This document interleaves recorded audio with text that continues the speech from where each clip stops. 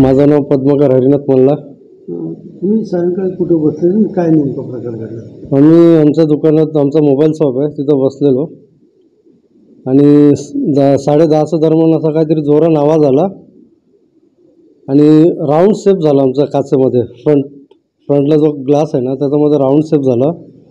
तर असं वाटतं काहीतरी फायरिंगसारखा आवाज आला जोराने आणि असं वाटतं की आमच्यावर अटॅक करण्यासारखं काहीतरी झालं आहे. ते पोलीस आता तपास करतील काय प्रॉब्लेम आहे.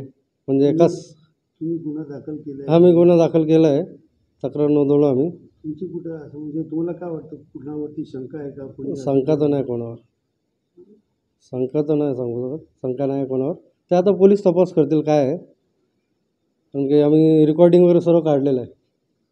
कोणार्क, अपना शहर अपनी बातें.